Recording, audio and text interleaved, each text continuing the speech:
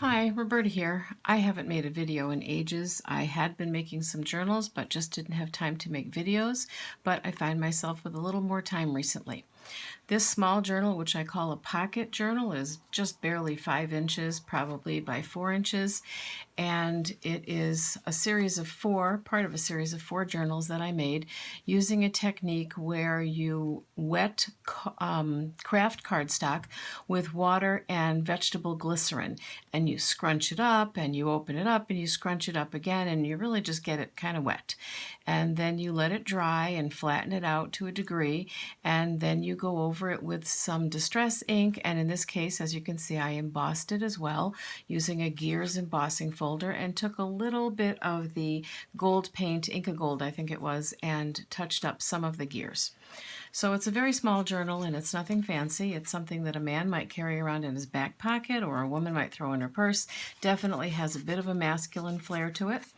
So it has a pocket on the inside front cover that just has a little bit of book page on it and some ribbon and some cutout words, and also a tag that I downloaded years ago, and I'm sorry, but I'm not sure where that came from, to be honest with you.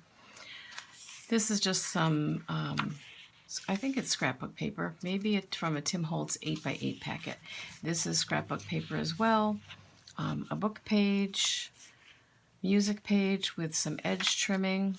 This is some Tim Holtz fabric that I bought some 6x6 sheets of, and it was just kind of cool, so I put that in here as sort of a flip. Some graph paper. This was a book page printable that I shrunk down to make an even smaller journal and then decided against it. Some coffee dyed papers here. Definitely lots of room for writing in this one. Another one of those shrunk down book pages. This is just like a kind of a stationery thing that I found at one point for sending out an invitation or whatever. Accounting paper. The other side of that paper, which has a bit of a glimmer to it, but you could certainly write on it with a permanent marker.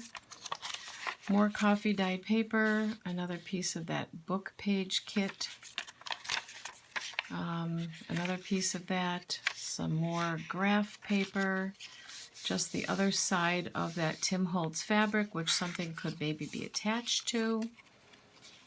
More music paper, the other half of the book page, some more of the scrapbook paper, and then that is it. So very small journal, kind of short and sweet. Hope you enjoyed that video. Thanks for watching.